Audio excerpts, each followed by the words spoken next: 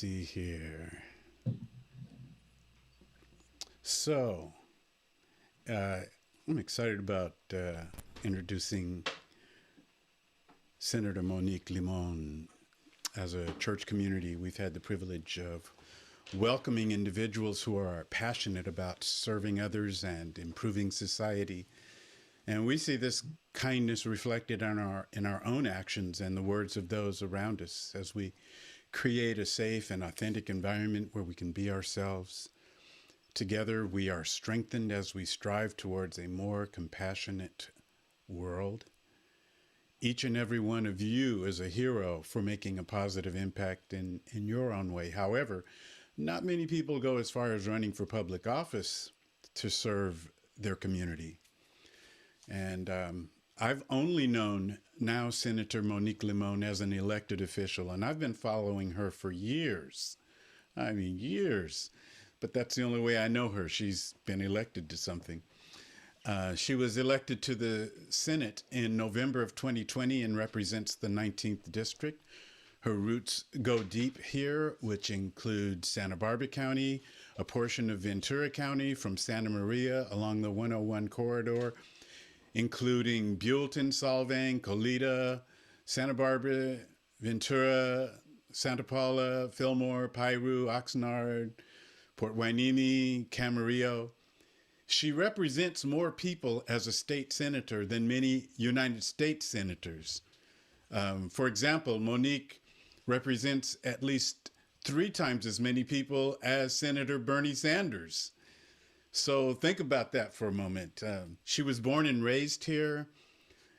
She's worked continuously to serve her community as an educator, a leader, an advocate for causes advancing the quality of life in her community. Before the state Senate, she served as the assembly member for this region, serving 4 years in the state assembly. She chaired the Banking and Finance Committee and was the vice chair of the Legislative Women's Caucus. For Monique, education has always been a priority. A UC Berkeley graduate with a master's degree from Columbia University, she served 6 years on the Santa Barbara Unified School Board and as assistant director for the McNair Scholars Program at UCSB prior to serving on the legislature. In the legislature, she worked with countless local students at Santa Barbara City College and UC Santa Barbara as an advisor and mentor to help them achieve their professional and academic goals through higher education. Women's issues are also a priority for Monique. As former commissioner on the Santa Barbara County Commission for Women, she helped connect private and public resources with women in the community. She has a passion for bringing community groups together and building strong coalitions among local nonprofit organizations and civic groups. Monique's extended network of family and friends include a range of small business owners and important leaders in the community. Monique, her husband, and their child live in unincorporated Santa Barbara. And so it is my privilege to present to you Senator Monique Limón. Thank you, David. Thank you, everyone, for allowing me a space and welcoming me to say a few words with you just about what's happening in the state legislature. And I appreciate that, David and I have known each other since my school board work, certainly assembly work. And a lot of our connection has really been literally and physically out in the community, being present with the community at times in solidarity with community with the many issues that have come up over the last 12 years. And so I very much appreciate his commitment to help all of us, whether elected or not, navigate some of the hard issues that our communities has faced. This is my 3rd year in the Senate, as David mentioned, and I've served 4 years in the Assembly. And I will say that this year, 2023, has started out as a year with that has been probably a little bit busier than others. We started January with some natural disasters related to rain and flooding, which kicked off our year in high gear, certainly as we thought about the communities that were impacted here in Santa Barbara County.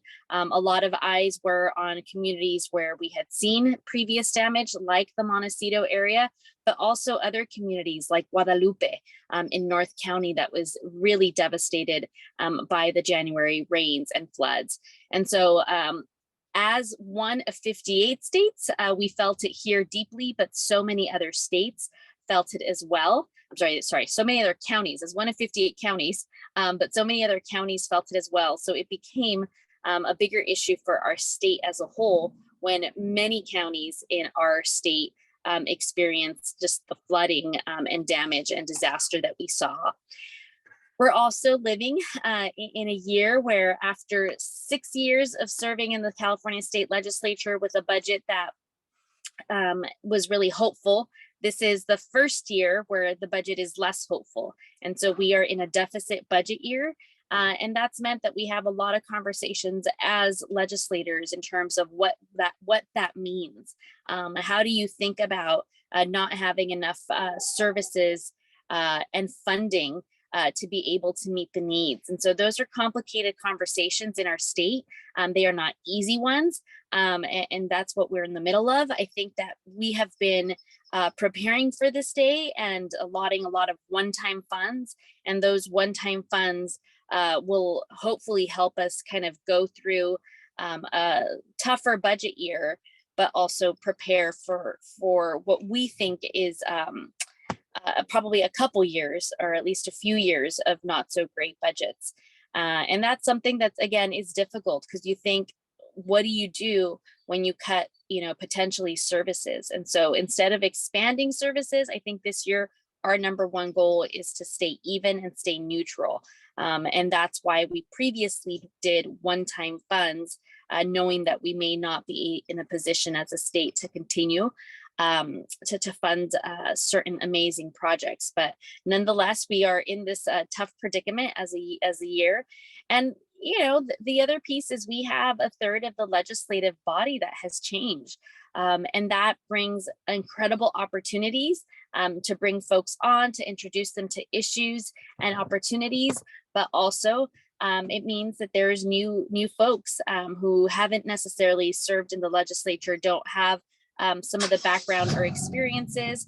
And so that is something that is new. And again, it's just part of the changes that the legislature has gone through. And again, the opportunities and challenges as it relates to California. We're not short this year of seeing a number of bills that have been introduced on things that are continuing to be issues in our state, that continue to be pressing issues. We have some work related to health access and how we ensure as a state that more individuals have access to affordable and quality care. I think that those two words have been the words, or descriptors, are the descriptors of the care that we're looking for, but also the care that's been very hard to achieve. I myself am carrying a bill related to women's health, specifically around the issue of endometriosis and providing quicker access to treatment and care and diagnoses, because it is an issue that impacts many women. And for many women, it takes the average is 10 years to be diagnosed with this. And so that is something that we are working on. We continue also to work on non-health, related issues, but issues related to broader access to broadband. And I think that it's, important, given that we're all connecting through broadband, but we still have a lot of communities, particularly underrepresented communities, that don't have access to broadband. And it sounds odd in 2023 in the state of California that this would be an issue, but it's, that sustainable broadband is something that is not accessible. And when it is being used more for health access, education access, labor access for jobs, it's something that we think is a real necessity. So we're definitely working with our community, Santa Barbara County specifically, on ways that we can ensure that Santa Barbara County can have access to some of the big funds that have been passed around this space. So these are, among the many, many things that I'm working on. I also chair the select committee for the nonprofit sector. And this year, Assemblymember Greg Hart and I are working together on moving forward a number of bills just focused on nonprofits. Nonprofits are the fourth largest employer in our state of California, and we don't often talk about it that way. And they often do the work that government or private business alone cannot do, does not have the capacity to do. Nonprofits oftentimes serve as a vehicle of trust that's not always seen again in governments or for profit. And so we are running a number of bills in this particular space to try to facilitate the work that nonprofits do. And, on the back end, on the stuff that people don't see, on the stuff that has to do with contracting with the state, getting paid in a timely manner, allowing for flexibility under dire circumstances. So this is the kind of little things that we do on the back end to make sure that our systems, like the nonprofit sector, are working in a way that allows them to really focus on the service they provide for constituents, as opposed to the back end administrative side that can sometimes be time consuming and complicated. On the education front, this is a bill that has been 3 years in the making, but I am a co-author of a bill to provide early access to dyslexia diagnoses. This is a bill that in concept is supported by many, in practice seems to have gotten caught in the last few years, and how we would be able to work with our schools to be able to do early diagnoses for dyslexia. And we have so many students in our school systems that suffer from dyslexia, and diagnosing in the early ages, from kindergarten to third grade, would help us understand what kinds of support we could give to our students who are diagnosed. And 1 in 5 individuals in our country are diagnosed with dyslexia. So this is something that is definitely common, and something that you will certainly see come through the way. It's been a hard conversation, not easy, just because the practice of how this would get done in the classroom, who the specialist would be, who would fund this, is probably where some of the conversations have gotten stuck. But this year, again, you'll see a number of pieces also as it relates to voting. Although California is on the forefront of voting rights, voting access, we still see that our system as it relates to voting has gotten a little bit complicated, specifically ballot measures. In the last few years, we have seen that a number of laws that have been passed by the legislature, by individuals who were elected by their constituencies, have gone to a referendum process. Essentially, entities that have enough money to get signatures to oppose this have put some of this work on the ballot. So we saw that last 2 years ago in 2022, related to the tobacco industry.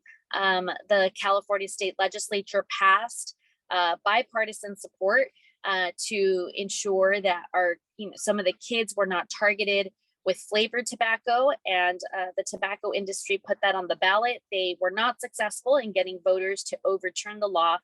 But this year, there's 2 big things that we will probably see in the 2024 ballot, which have to do with a law that was passed by the legislature to allow setbacks between oil facilities where there may be pollutants, and sensitive receptors like hospitals, childcares, parks, schools.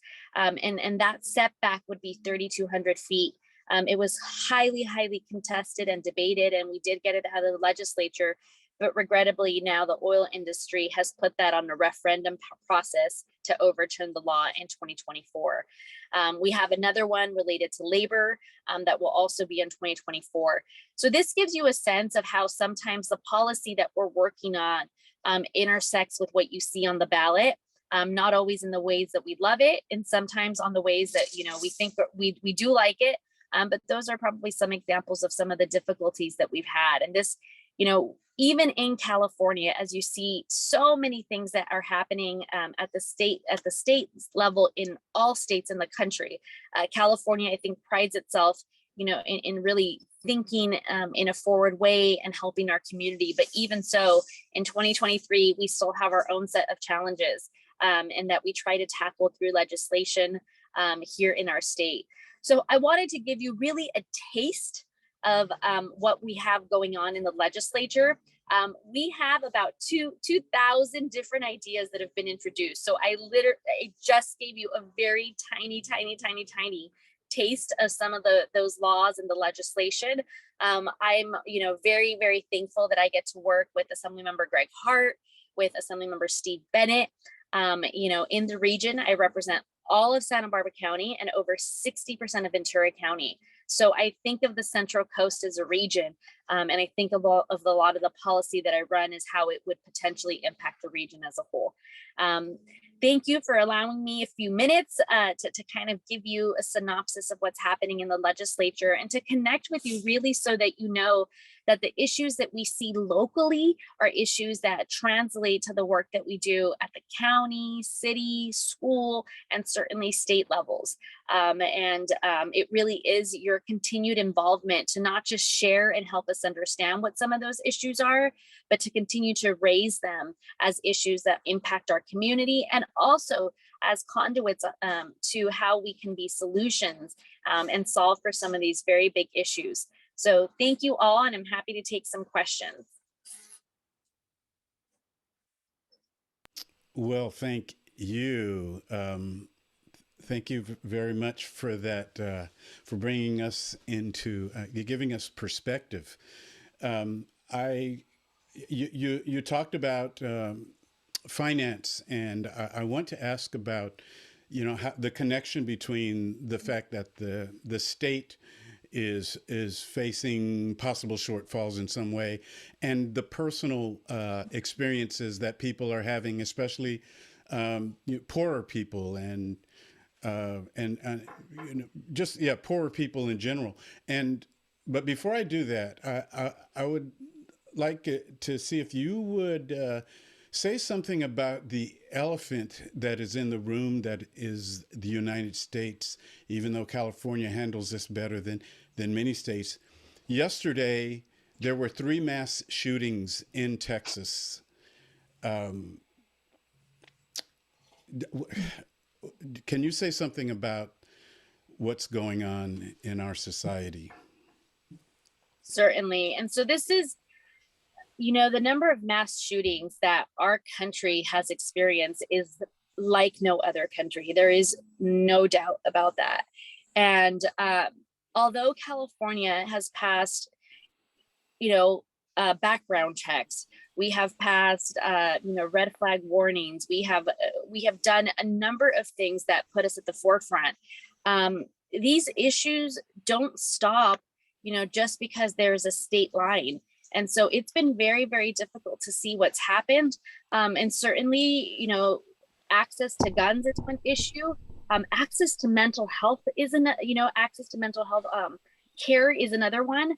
And so this is really an issue that intersects a lot of policy areas. To say that it breaks our heart and puts fear in us is probably an understatement. As an individual who's part of this community, as a mother, as a sister, as a daughter, the human impact that this is having is incredible and hard. I don't go a week without having a conversation with someone that talks about the new reality of having so many mass shootings and what that means. Is it going to be a congregation that's next? Is it a school that's next? Is it a mall? Is it a theater? There are no safe spaces anymore in this country to convene, to be, present, not the job, not anything. We've had these mass shootings. So we really are calling on our other states and individuals who care about these issues to put pressure on the legislature. These are state issues. The state legislature have the ability to pass laws around this that protect our community, that remove access, gun access from those that shouldn't have it, that ensure that there are background checks, that ensure that there are red flag warnings. All of these pieces are really critical and key. But we are hoping that people understand the impact that this is having on human life, and that they will move laws and legislation forward. It's upsetting, it's angry, it's scary. I have so many words, again, as a human and as a legislator, that I use to describe what is happening, and it's unreal. I asked myself, what is it going to take for state legislators in these other states to act? How many more mass shootings, how many more lives are we going to lose? When you don't know the answer to that, all you can do is, I think for me, as is use that energy to keep pushing, to ask people to say, do you have a friend in these other states? Do you have someone that can write an email that can really demonstrate to these legislators that change is what must happen? This is not okay. It is wrong. And so, as you can see, it's a difficult one. It generates a lot of passion in me, and concern, quite frankly, that this is something we see. And we see a lot of guns in this state that come in California that are unregistered, that come from other states, that come from across the border. So it is an impact that we are feeling despite California having so many laws in place. Yeah. Thank you for that. I think you pointed up some solutions there, but just the fact that we can recognize how it shakes you, like the rest of us are disturbed, is important to us. So, and of course, anybody else who has something you want to ask, just let me know. But let me just say that there is some kind of connection. I don't know how to make it, but between our personal financial situations and the struggles that the state is, but relatively new situation that is happening with California. Can you help us understand this connection? Certainly. So our state budget is in a situation where it's not growing the way that it has in the past year. And so very often our communities that are already struggling with paying the rent, right, with the cost of living, with how high the cost of food and gas and everything's come, are the first that feel the impact of the state having to tighten up some of our budget. And one of the things that we as a legislature are really trying to do is actually protect the social services.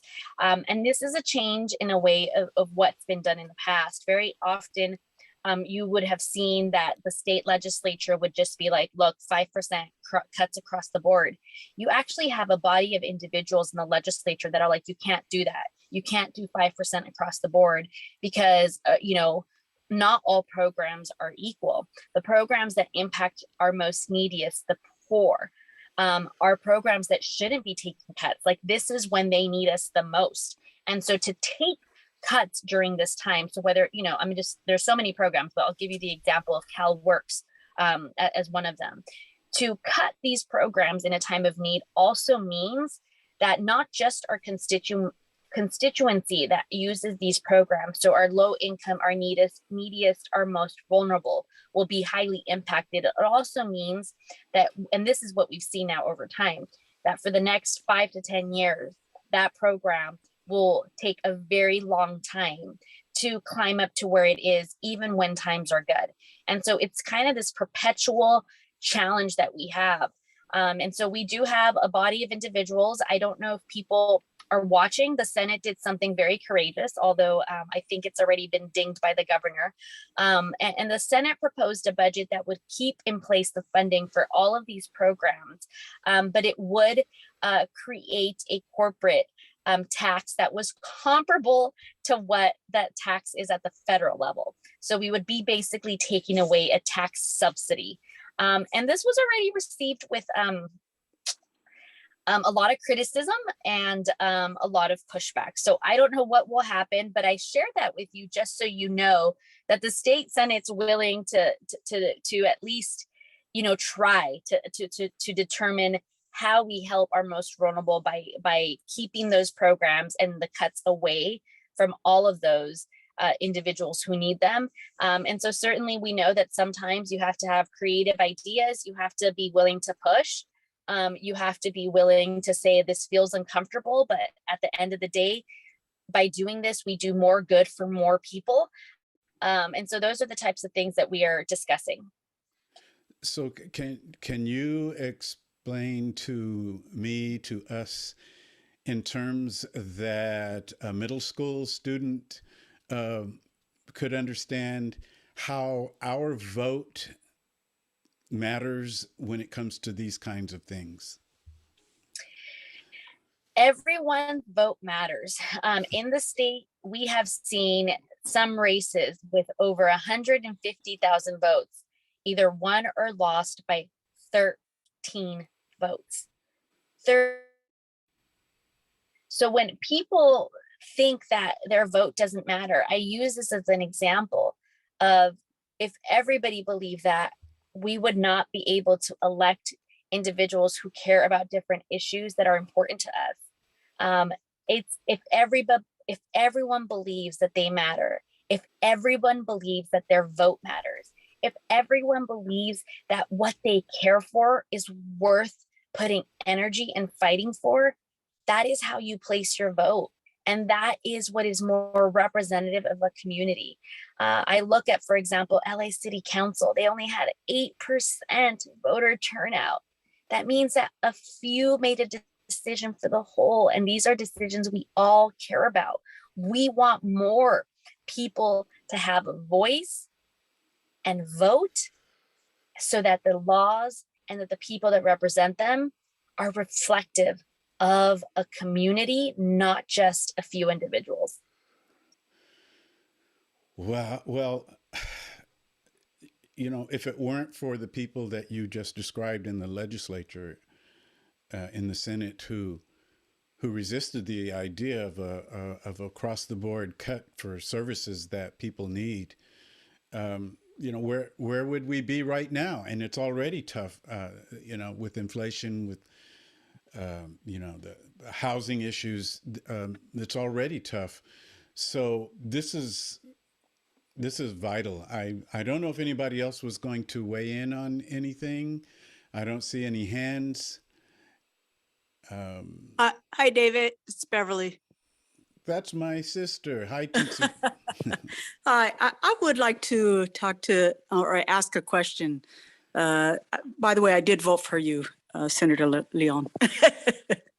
But I would like for you to address or comment on all the prisons closing, several prisons closing, and I work for DJJ under CDCR, and we're closing next month, and my perfect opportunity to retire. But I would like for you to address on the main issues of why suddenly we're having the numbers decrease. Yeah.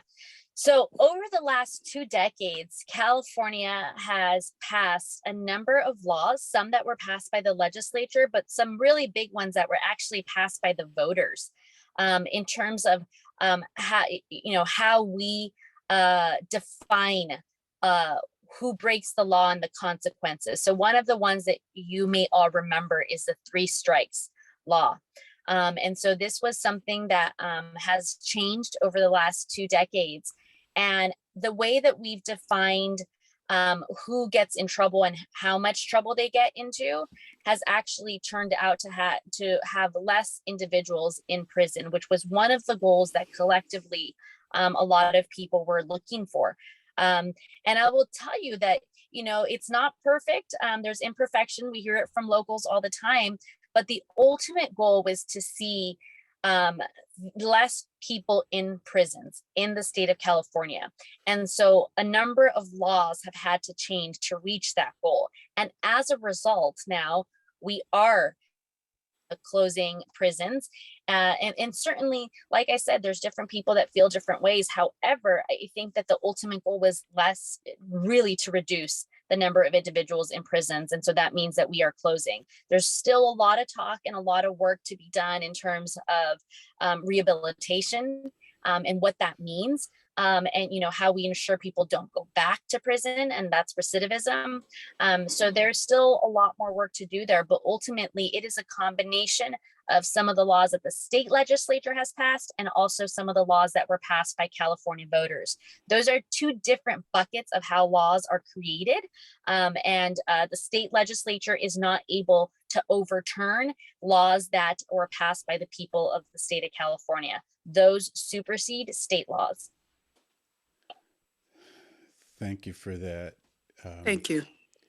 Bonnie's hand is up, and we'll take her, I think, as the last one before Kenichi closes our time. Bonnie? Hi, I have a question about, I feel like this is kind of a minor issue compared to what, what's really going on. But you mentioned earlier about dyslexia, and you diagnosing it and all this. I have several family members with dyslexia, and the best age to really know that this child has this is 10, about, like, because I've only done this once now, but I'm going to start volunteering, listening to second graders read a short book, and they get their letters mixed up sometimes. They catch themselves, and they say it the right way, but you can't really diagnose something if they're, I hope you're getting professionals to diagnose it, because, I mean, there's a lot to it. And I don't know, I hope they're not just labeling kids all of a sudden in the second and third grade, because that's not, they may not have dyslexia. They're just, something else is going on. So, right. Thank you.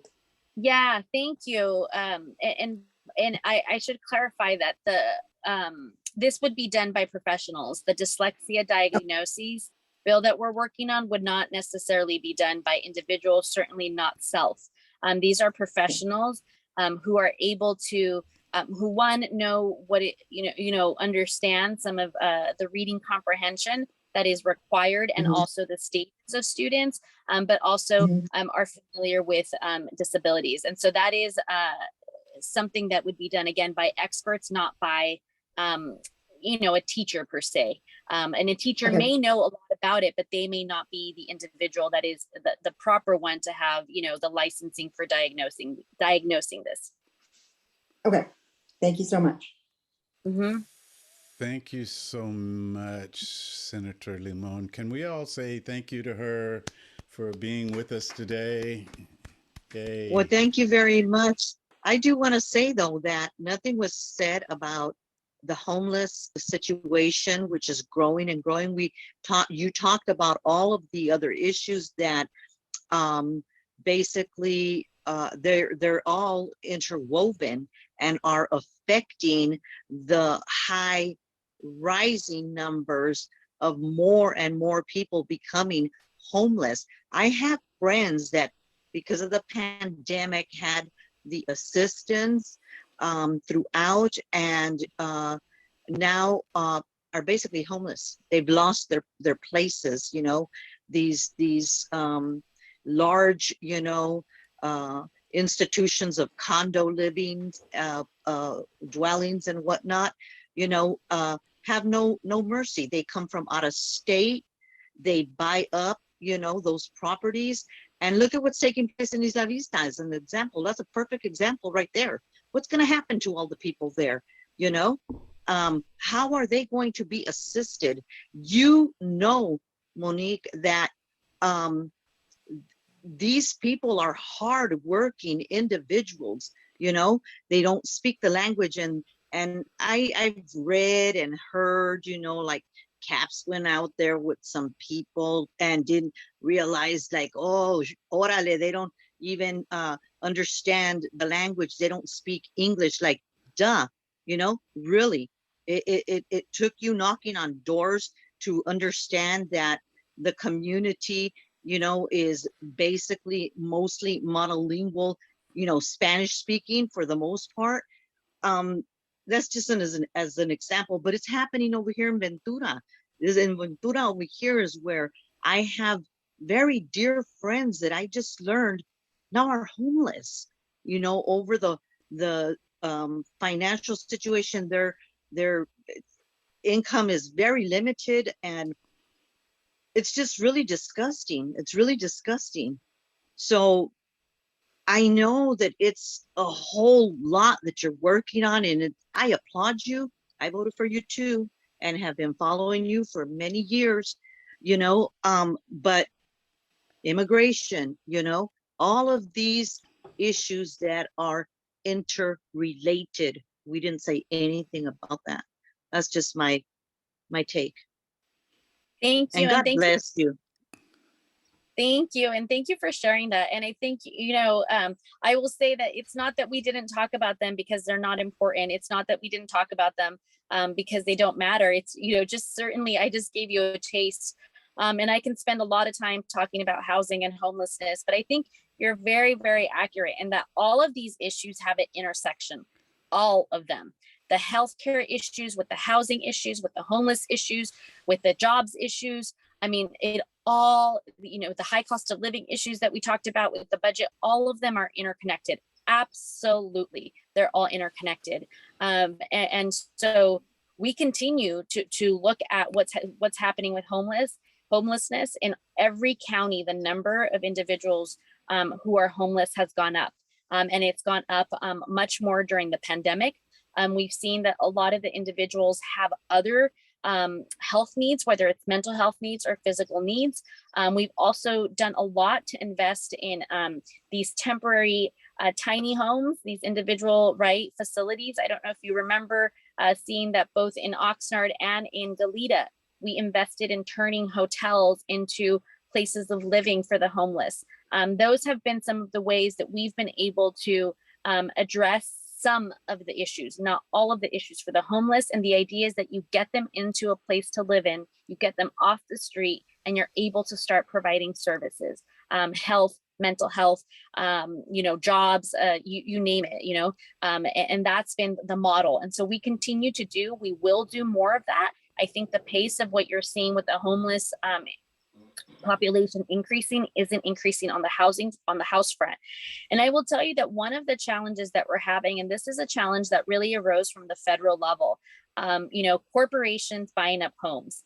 It turns out that the state of California is not legally able to stop them from doing that, in part because of the federal levels, because they have a right to, corporations are people at the federal level. And so because of that, they're able to keep purchasing any amount of homes. And that has been a huge issue. We have tried to work around that as a state. We've not been successful all the time in the courts to try to prevent some of this, of what's happening. And I think what you are describing in Isla Vista is happening in other parts of the state.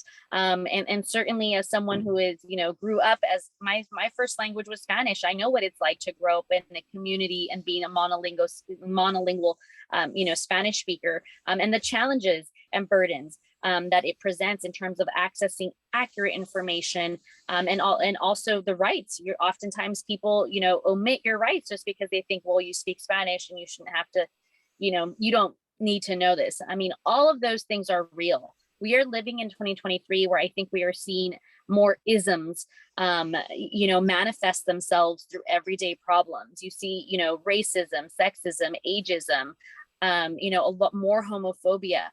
All of these issues are very public, and we are definitely trying to address them by investing resources, by working with the locals to also help us. We've understood that the way that you might work with the individuals who are homeless in Oxnard might be different than Guadalupe or Fillmore, right? Rural communities versus urban communities.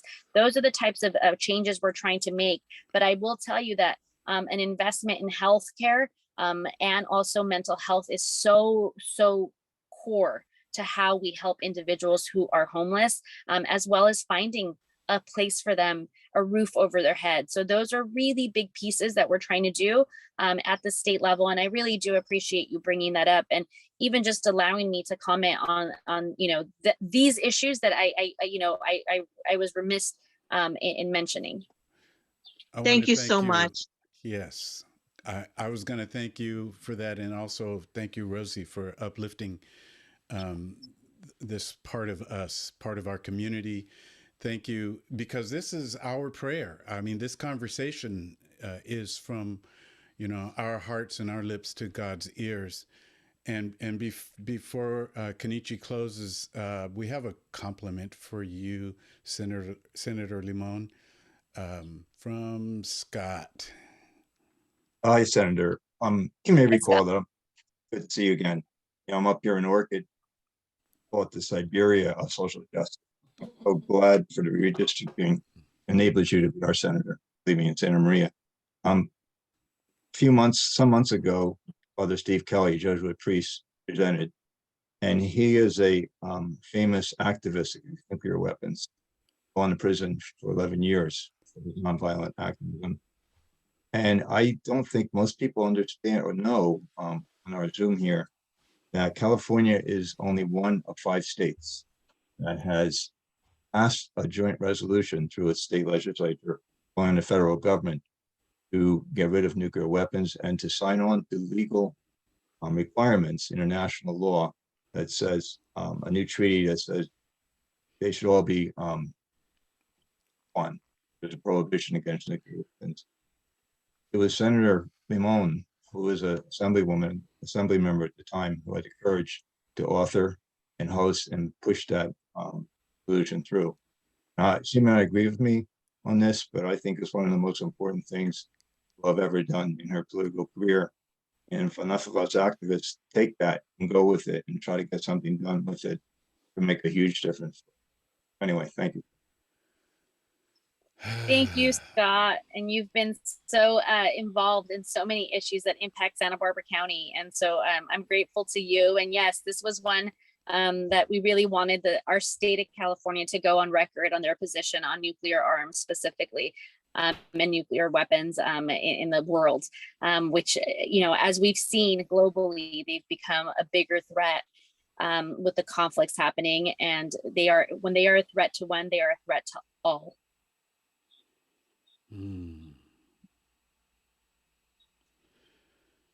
Okay, well, and I asked you for an hour, but I think you can see that question in chat right now, and maybe you want to address that. Let me look at that 1 second. Oh, property tax structures. So the question was about changing property tax structures so that owner occupied pay a lower rate than owned by those owned by corporations. And we actually already do have that in place. And it's not corporation versus owner occupied, it's owner occupied versus rental. And so we do have a different tax structure in our state. We don't have anything that's rental and then a corporation. The corporations actually, again, it's a legal issue at the federal level that we wouldn't be able to treat them any differently than any other person who treats rentals as a business. And so we try really hard at the state level. And we have made some distinctions also when it comes to rental protections and some of the laws that are going through the process. I will tell you that there's a law, SB 227, that is going through the process, and it is a law that would help. It wouldn't solve the problem in Isla Vista, and that's going through the process. And it does distinguish between owner occupied and even small landlords with maybe 1 or 2 units versus those that have hundreds. Those are some of the pieces we try to distinguish to make a difference. Well, thank you for that. And we might as well take a look at what Lisa's asking. What can we do to help you the most? So I will say that one of the things that helps the most is one, just hearing your voice, your voice, I think through either an email, through, our legislative website, that is able to track live comments at, at the right time and in present time, which is incredible. That I think is really important. When something matters to you, reach out. If you have a question, reach out. If you're confused about something I said or I voted on or did, please reach out. And I think that, of course, something else that helps is uplifting the message of the good. There are so many, many problems. There is not a day that I wake up that there are not big problems in this state, big problems in our community. And so I wake up every day with the hope that I'm able, again, to do the most good for the most number of people. And every day that looks different. You saw just in this conversation that all the issues sorry, I don't know if I froze, that all the issue in this conversation, all the issues that we discussed are issues that matter, every single one of those. And we barely touched on everything that is on our plate.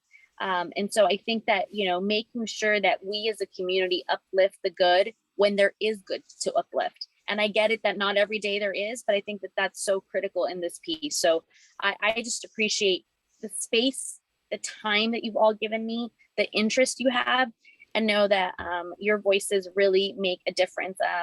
Several of you have reached out on a variety of issues that matter to you, and keeping that dialogue going is very helpful. Thank you one more time. We are together in our desire to bring hope to people in our community and uplift the good. And so we're going to conclude our time with communion. Everybody, whatever you have on hand to use as quote unquote bread or quote unquote wine, Kenichi's going to conclude our time.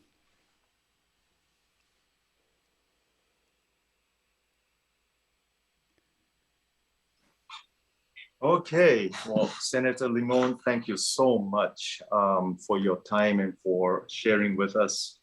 One of the things that as we take the body of Christ and the blood of Christ, what made obvious to me today is that we are all connected as human beings, and our spheres of influence may vary, but we are all connected. And as connected beings, we serve in various ways.